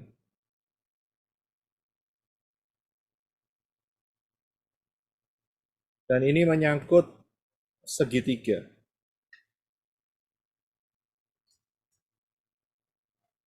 Sebentar ya. Dan itu Pak Yosef, di Bali, waktu kemarin saya di Bali, itu di setiap jalan sudah ada lambang-lambang itu semua, yang ada mata di tengahnya itu. Di tembok, dicap, di mana-mana deh. Pokoknya saya sampai bingung loh, kok sekarang banyak banget lambang-lambang kayak gini secara terbuka gitu ya. Gitu. Di Bali? Wow. Di Bali, Pak. Di temboknya, di Canggu, apalagi di temboknya, di dinding-dindingnya rumah-rumah orang itu seperti ada yang ngecap gitu loh. Mungkin vandalism atau apa gitu ya. Tapi maksudnya dengan terang-terangan gitu loh, sekarang sudah banyak gitu loh. Iya. Saudara Itu lihat, kan masuk ke alam pikiran kita ya ketika kita melihat itu ya. betul. Saudara lihat 3 bangunan ini? Iya. Ini Gereja, masjid. Saudara tahu di mana ini? Di Yerusalem. Bukan. Tel Aviv atau Yerusalem? Tel Aviv ya. Di Emirat Arab, Pak Roy. Bukan, Tel Aviv. Bukan. Ini di Abu Dhabi. Ini di Abu Dhabi. Ya. Dubai ya, Pak? Iya, daerah situ. Jadi ini yang satu untuk Katolik, yang satu untuk Jewish sinagog, yang satu untuk masjid. Dan kalau lihat strukturnya itu segitiga. Apakah ini satu kebetulan? Mereka mengatakan interfaith, Abrahamic interfaith.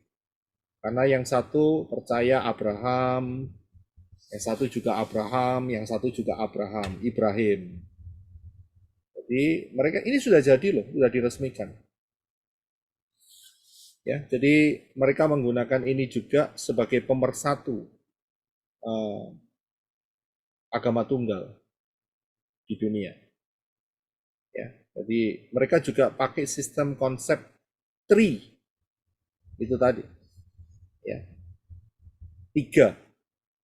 Dan kemudian ini kalau ditarik garis semua akan menjadi segitiga dan tinggal dikasih mata aja di tengah. Ya kan? Ya. Oke, haleluya. Ya, kita akan akhiri ya perhatian kita hari ini. Haleluya. Terima kasih untuk teman-teman yang telah bergabung. Ya, terima kasih yang sekarang sudah masuk, Pak Robi, Ibu Elizabeth, Sister Ruth, Bro Adi, Pak Slamet, Pak Mahlon, Brother Susanto, Sister Elvina, Sister Maya, Pak Edwin, Arijona, Sister Gusti, ya, Sister Eva, Sister Rice, Sister Christina, Pak Budiman, Sister Lily, dan Sister Connie, dan beberapa yang sudah yang ada di live chat juga, ya. Terima kasih untuk saudara bisa bergabung ibadah dan terus kita bertumbuh, ya, dengan anugerah Bapak Yahweh. Nggak terlalu sulit untuk bertumbuh, yaitu ingat saja software, hardware, dan tes. Ya kan? Saudara tahu hardware-nya apa? Saudara tahu software-nya apa? Ya, saudara pelajari dan kemudian masukkan dalam hidup saudara, ya, daftar Elohim, dan kemudian diterapkan dalam kehidupan sehari-hari. Ya, jadi itu sangat powerful, luar biasa sekali. Jadi ingat sekali lagi sebelum saya akhiri bahwa iman kita bukan iman khayalan, bukan, tapi iman kita berdasarkan fakta. Ya, karena berdasarkan fakta, maka kita bisa melihat ke depan. Rapture adalah fakta yang pasti akan terjadi. Amin. Amin. Ya, saya akan bergabung dulu dengan teman-teman yang di Arizona Tim.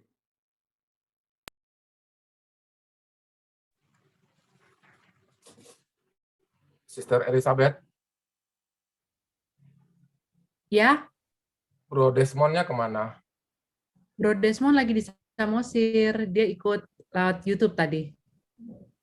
Oh, lanjut ya, lanjut ya. Ke Samosir, Bu.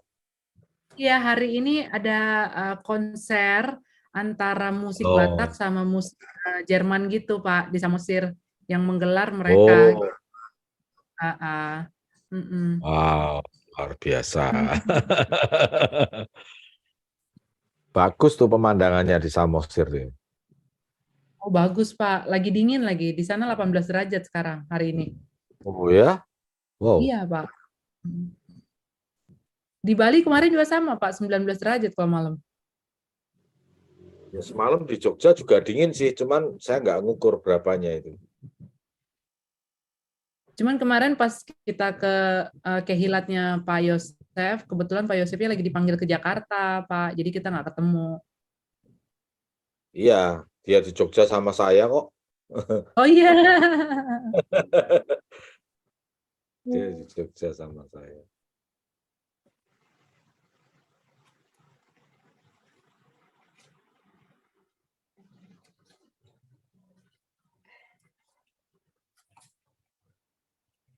Soalnya tadi dicariin Pak Roy, Pak Bro Desmondnya dicariin Pak Roy. Tadi dia udah itu lewat YouTube dia. Tadi pagi ikut yang jam 5. Papi Lukas. Oh, Papi Lukas ya.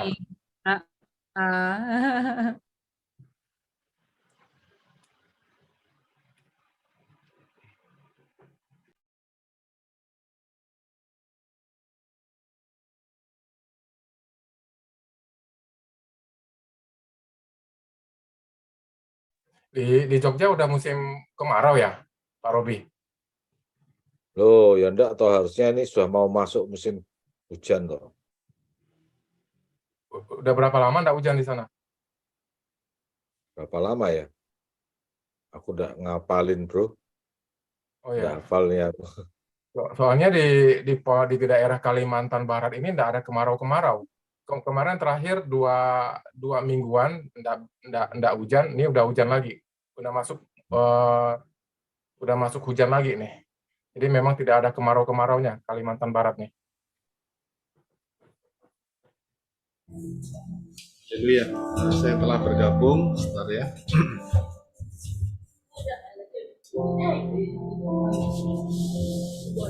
Ya, kita akan masuk di dalam doa.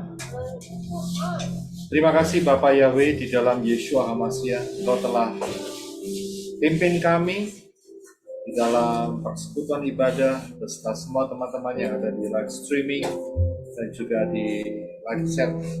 Terima kasih Bapak Yahweh, di mana Engkau terus bekerja di dalam hidup kami, membangun fondasi kebenaran firman-Mu yang kokoh, sehingga kami boleh terus ada di dalam Engkau, Engkau di dalam kami, sampai rapture terjadi.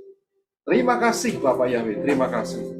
Sungguh besar anugerah-Mu yang sangat luar biasa di dalam kehidupan kami. Kami ucap syukur, memberkati untuk teman-teman, mempelai-mempelai Yeshua HaMashiach yang telah bergabung, baik melalui streaming, baik melalui live chat, dan juga yang akan mendengar firman-Mu, supaya berkat keselamatan yang mengarah masuk dalam rapture boleh ada di setiap pribadi lepas pribadi, sampai waktunya di mana Engkau memanggil kami semua masuk di dalam kemuliaan yang luar biasa.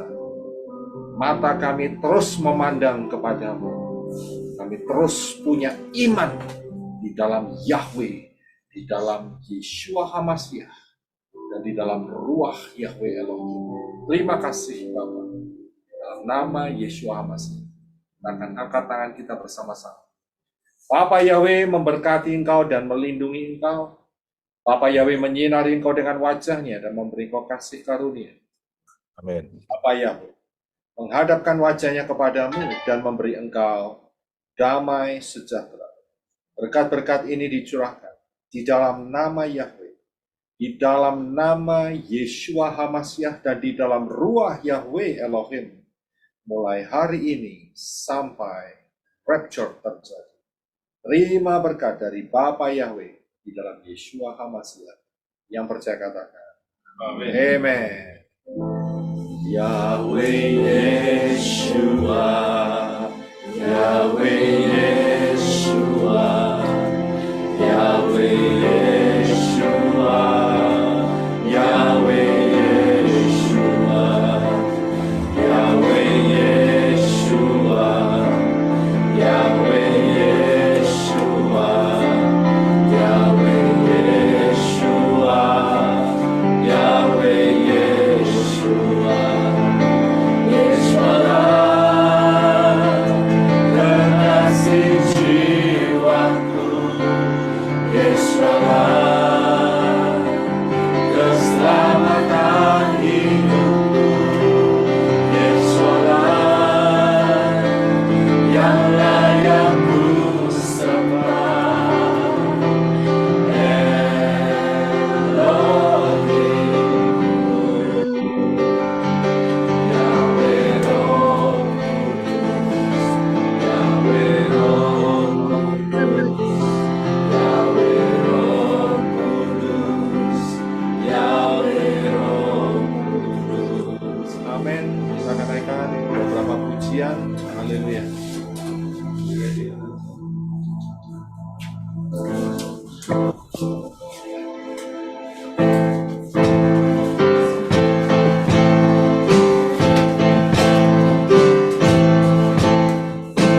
Cinta Yahweh, hai segala bangsa, dengarkanlah Dia, hai seluruh umat, sebab kasih setianya dahsyat atas kita, dan kesetiaan Yahweh